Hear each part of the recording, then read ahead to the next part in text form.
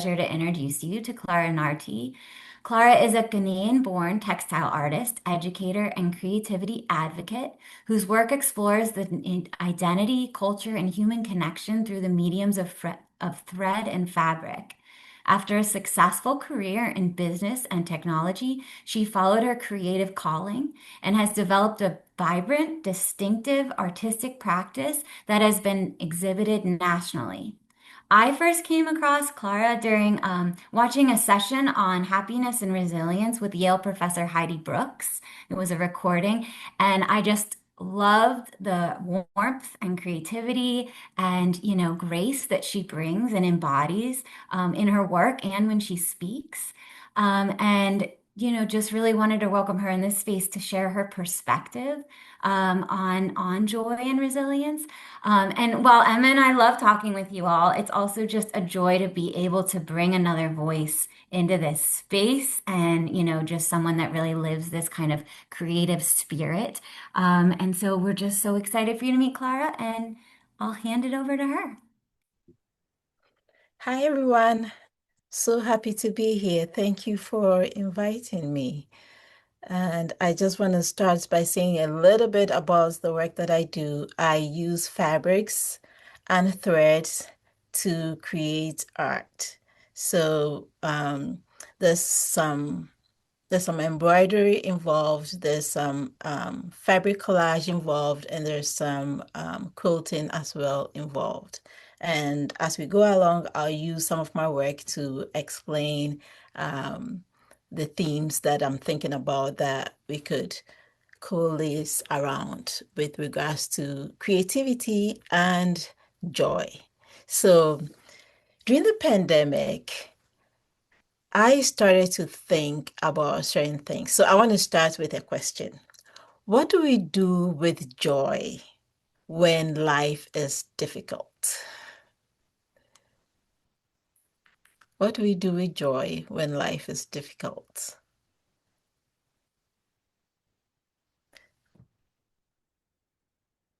Pray, okay. Recognize the small joys, all right. Tend to its nature and make space for it, okay. All wonderful answers. Thank you, thank you, thank you for participating. Lean in and create it. Thank you. So this is what I was thinking about. This is a question that I had during the pandemic when we were surrounded by so much death and grief and darkness. And I started to contemplate my own life, my own mortality. And as I watched the many funerals that were on television, and as I read the stories about people who had passed during that period, what I realized was that when people pass, what we highlight, what we remember are the small things that we shared with them, the small moments. It's not about the big achievements, but it's the small moments, the meal that we probably shared with somebody, the time we took away to say hello, or the kindness that somebody showed us, or the smile, very small things that in the moment feel very insignificant. They are not part of the big goals that we have for our lives or the to-do list that we have set for our days. But those little things, they are the things that when we pass, those are the things that comfort our loved ones, the people that we leave behind. Those are the things that they remember. And so then I started thinking that maybe the record of our lives are indeed hidden in these small moments. That is where the meaning of our lives come together. If after everything is said and done, all that is really cherished and remembered are those small things, then those small things really mean a lot. That is where joy is hidden. So I started a series of work that I calls The Joy of Living.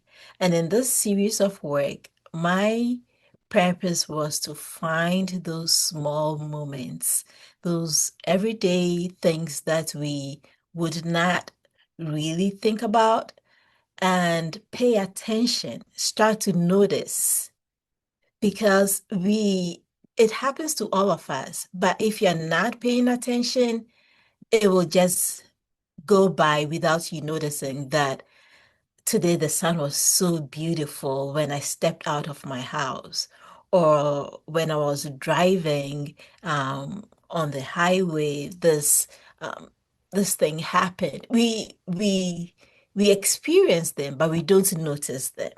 And so that was my quest. That was my new challenge, just to start to notice the little things that bring me joy and bring other people joy. And so I want to share the first piece that I have here. Is called Dancing Queen. So this is made out of fabric. Like I said, everything is fabric. On the left of your screen will be the full image, and then the other two pieces would be detail images showing some more detail of the stitching and the texture of the work. So Dancing Queen came about as a result of a anniversary edition of Nike shoes that Nike decided to create in celebration of a group of people in New York, a place called Little Accra. So in this place, you have Ghanaians. I'm a Ghanaian. I came from Ghana originally. So in this place, you have Ghanaian immigrants, and they call the place Little Accra because Accra is the capital of Ghana, and there's such a concentration of Ghanaians in that place. And so Nike made these shoes that you can see here in this slide that was celebrating this group of immigrants. And when the shoe came out, I started to think about how in Ghana, people are very tuned into music and into dancing as a way of expressing themselves. And I started to think about this community of people, this community of immigrants whose lives are not um, particularly um, great. They have all their challenges, their pressures, and um, the difficult things that they go through as a community. And yet, putting on these shoes and dancing in the face of the challenges, in the face of the pressures, that is joy. That is joy not because there's an absence of difficulty, but that is joy in the presence of difficulty. And that is a way of looking at life that we don't only pause to experience joy because everything is working the way we want it to work, but in the middle of it all, we can still find a way to express our joy. We can still find a way to stop and pause. So that is what this piece is about. The Dancing Queen is a young person living in an immigrant community who is finding joy to express themselves, even despite all the challenges that surround them. The next piece that I have here to share is a piece that is called Balancing Act. My grandmother owned a bakery when I was growing up, and my grandmother was an only child. So she had this bakery that she really worked hard at. Owning a bakery is a really hard job. Growing up, I saw grandma working at the bakery. She would wake up at the crack of dawn and go back to bed late at night. But the work gave her meaning because she was able to care for her family through that work. She was able to provide for her family through that work. So the work gave her a lot of meaning. In addition, because she was an only child, her children and her grandchildren were her world. They were everything to her.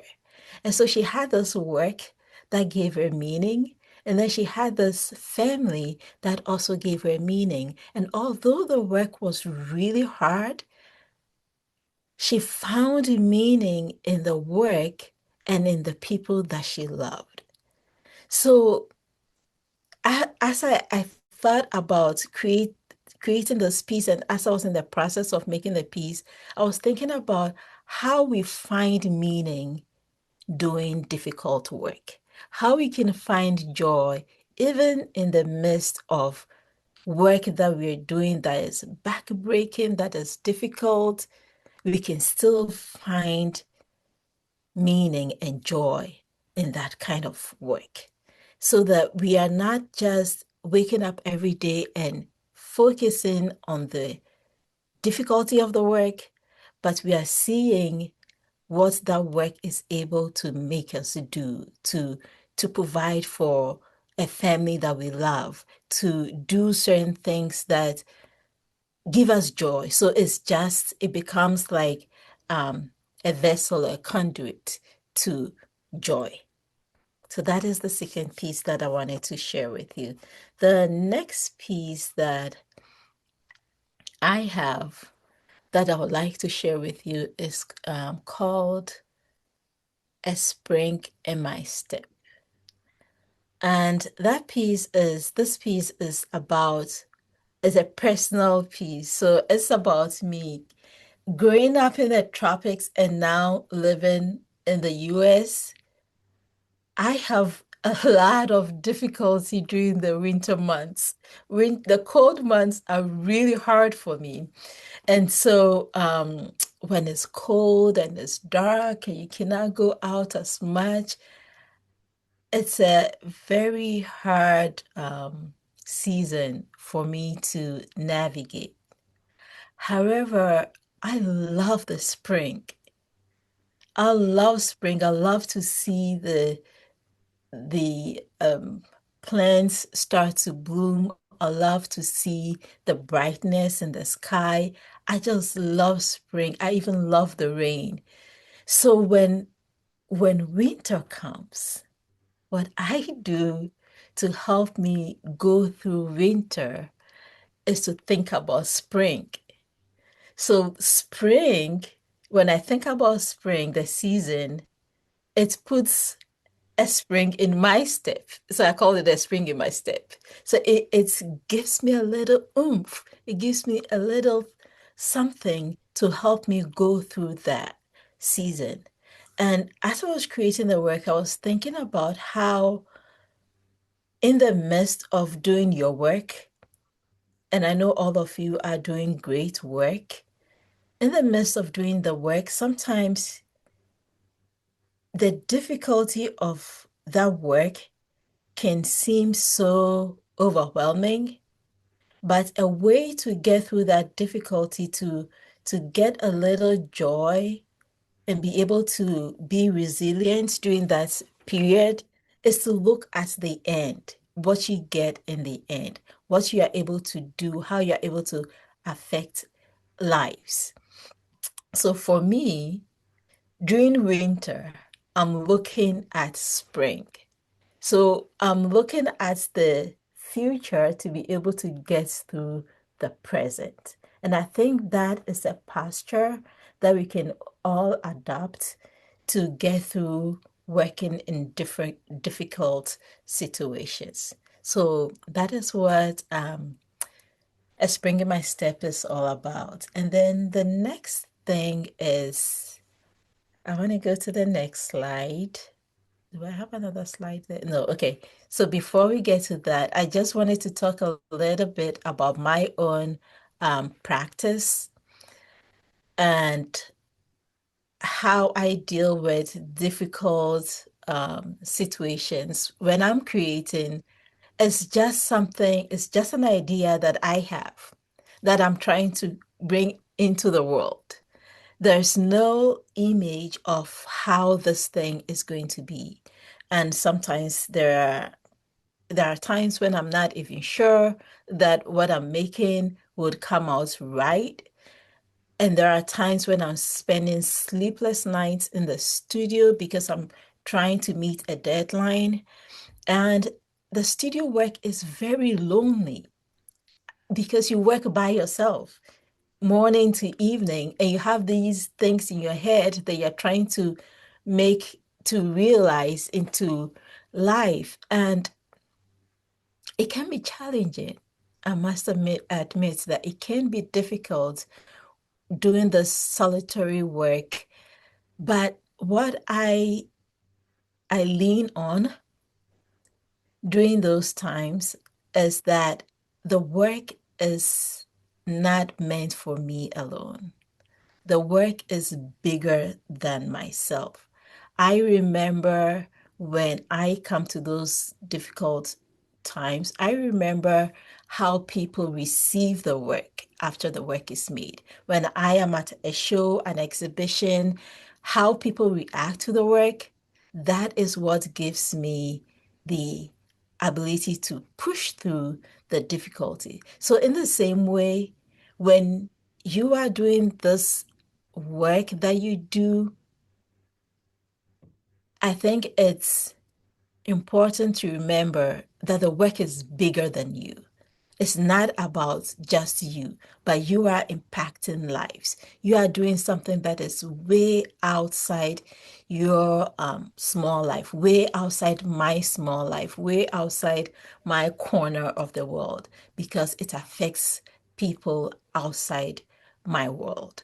And because of that bigger thinking, that this is not just about me, this is something that I am creating to share with the world, it helps me overcome those really sometimes difficult times when it's so lonely trying to create something and make it beautiful. So, after all of this, I think we should take a pause and do an exercise, an activity. We have an activity here which is trying to figure out how do we rise up when everything is so heavy, when the work is difficult, when we are trying to meet deadlines, when we are trying to improve the work that we're doing, when everything becomes so heavy. What are the things what are those little small moments, those things that give us joy, those things that lift us up? So if you have a piece of paper and you can draw a balloon, a hot air balloon similar to this. It doesn't have to be this. It's not about being an artist. It's not about being excellent at drawing, or it doesn't have to be straight lines or curvy lines. It can be wiggly, whatever it's a way of expressing yourself.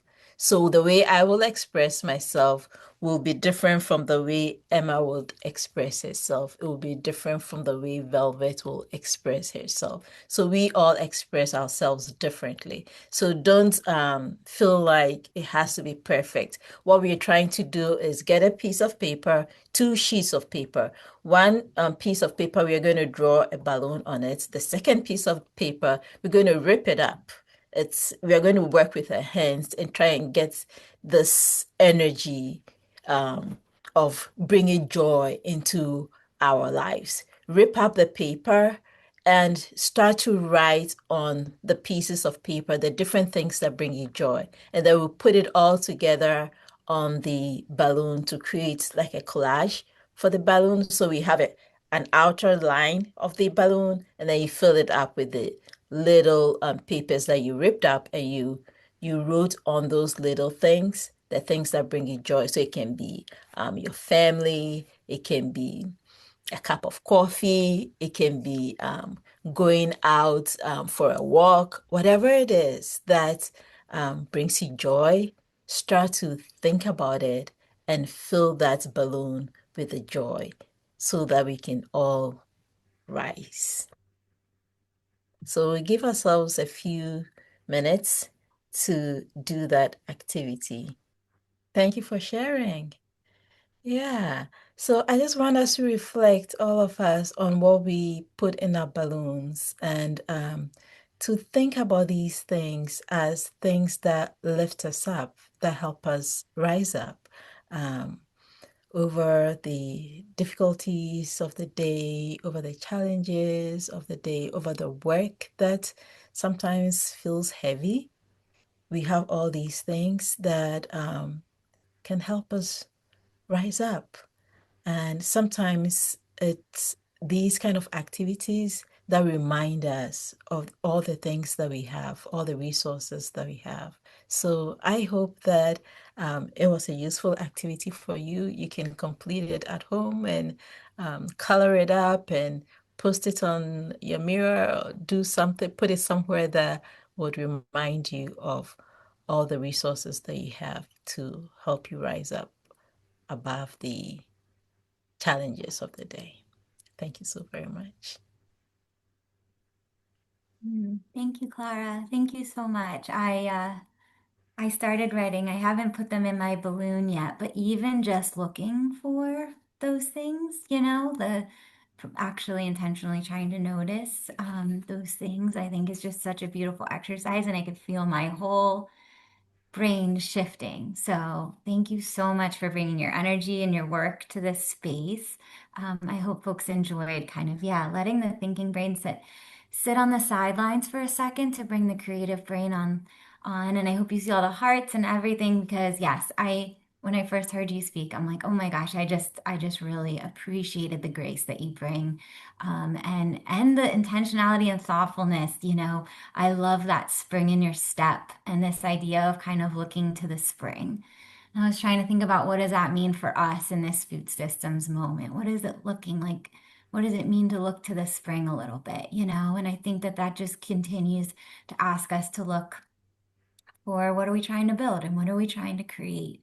And I also really appreciated what you were talking about when it came to, this idea of solitude and sometimes that the work can feel isolating, right? And we have our own set of to-dos. I work with Susan, but we have unique to-do lists, right? And Chelsea has her own. So even just on our team of three, we have kind of our own little sections. And but just remembering that it connects into this much bigger world, and this much bigger work, I think is just such a helpful reminder. And we actually had one of our mentors and leadership council members, Rev Dele, talked about us being part of a river, of a much wider river that started far before us and will end far after us. And in some ways, it can help us take the pressure off ourselves also in this moment and let us remember that we are part of this continuity. And so I just really appreciated that moment. I have a couple thoughts to kind of close us, but I also just wanted to open it up. Did anybody have any questions for Clara or reflections that they wanted to share in this space around what it felt like to do this activity, or what you noticed? Appreciate Velvet that you shared a couple things from your animals and your family. Yeah, I didn't want to take too much of your time, but I'm here if you have questions or about anything about, yeah, anything, Yeah, even the work that I even the shared, work. if you want to know more about the work or whatever your questions are. Appreciate that. And it's funny because, oh, I love this. So it made you smile and reflect on loved ones. That's really beautiful, Laura. And I did not script Clara on this, but what's really interesting is that I helped author, the first intro to our Catalyst newsletter. And the words I chose were the powerful words of and yet, right? And that was what I wrote about and you spoke about is like, this is what's going on. It's not about not acknowledging what's going on or that heaviness. It's about this is happening, and yet this is the thing I choose to move Mhm. forward with. So, anyways, I love that that came up Mhm. organically in what you were talking about as well. Well, cool. Well, if anybody has any questions or reflections, you're welcome to drop it in the chat.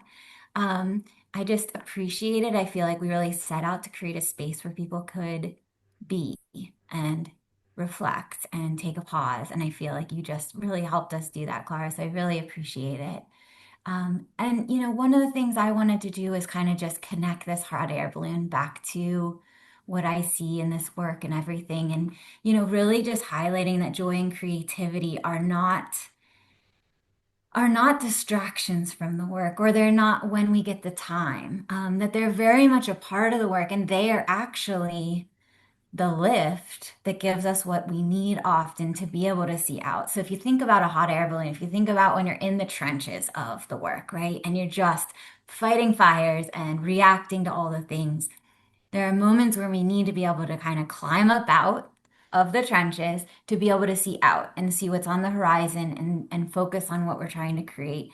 And I actually think that through the joy and finding our lift and finding our kind of rising above spirit to be able to look out, we are able to actually do the work better and find our leadership more. And so it's just a really good reminder and practice and imagery for me of, actually really cultivating the things that allow us to rise, allow us to think past the immediate and what we're currently dealing with to really imagine and orient ourselves towards what we want to see.